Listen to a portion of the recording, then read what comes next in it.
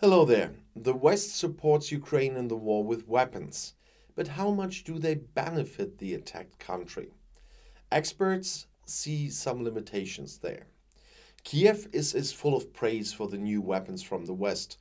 For our country, the word HIMARS has almost become synonymous with the word justice that was said by President Volodymyr Zelensky about the multiple missile launches delivered from the United States of America. The first HIMARS systems arrived in Ukraine at the end of June, almost exactly 4 months after the start of the Russian war of aggression. So far, there have also been Harpoon missiles and M777 howitzers from the USA and Gepard anti-aircraft tanks from Germany. But Kiev is putting pressure on it to say that this is far from enough if it's to continue defending Europe's freedom and security against the Russian invasion.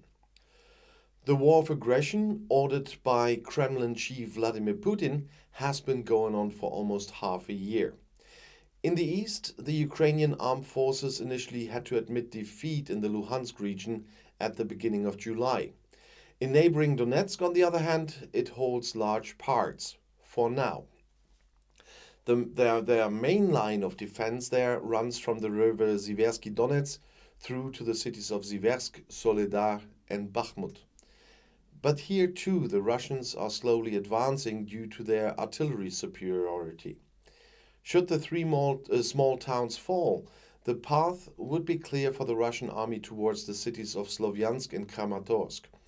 Before the war, more than 500,000 people lived in this conurbation. The main problem of the Ukrainian armed forces in artillery warfare is the running out of ammunition for their existing Soviet-designed weapons. They simply don't exist anymore. That was said by Brigadier General Dmytro Krasilnikov, and he told that to Romaretske TV. In the past 30 years since the Ukrainian Declaration of Independence, no own production has been set up. This is another reason why the delivery of Western artillery systems, which regularly cause great dissatisfaction in Moscow, is now so important. The General Staff of the attacked country repeatedly reports that it has launched counter-offensives on occupied areas, thanks in particular to US weapons. In videos and official communications, the government and army celebrate the disruption of Russian logistics, for example by destroying ammunition depots. The Ukrainian attacks are concentrated primarily on the southern Cherson region, where more than 50 villages are said to have been recaptured. But how much can the Ukrainians still achieve with the weapons they have gotten delivered so far? And what does it look like in the future?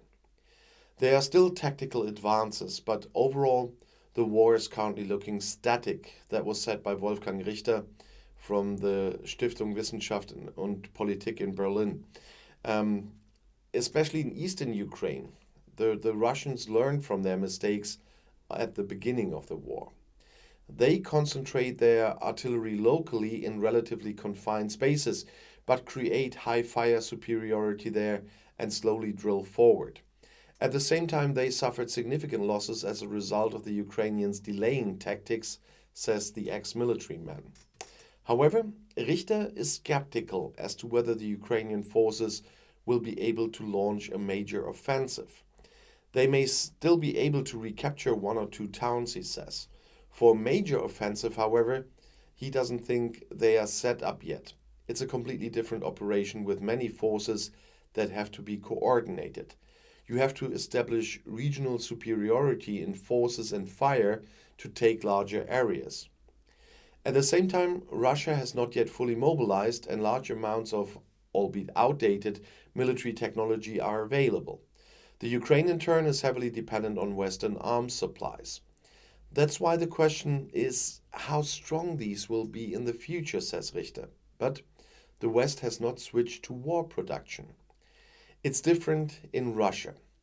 The government has been granted the right with a new law to oblige companies to produce for the needs of the army.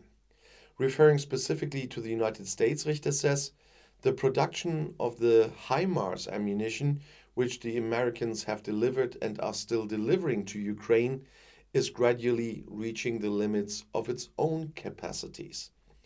It is also questionable how long the political will to provide support will last. And Stephen Horrell of the Center for European Policy Analysis in Washington believes it is crucial whether the West will stick with its support. Ukraine's fight against Russia is a real fight of democracy against authoritarianism, he says. This is another reason why it is important for the West to support Ukraine in regaining sovereignty over internationally recognized borders. Territorial concessions should not be seen as acceptable solutions, the former naval officer said. And the German expert Richter also emphasizes, of course, the goal cannot be a surrender peace. That would be completely unacceptable.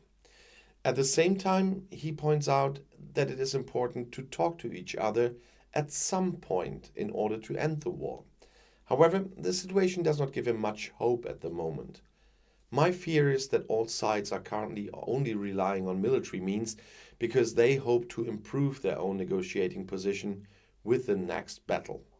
But I personally have to say, if the other side doesn't really want to talk, as it most of the time looks like, what do you want to do? I'll see you in my next video. I'll be back.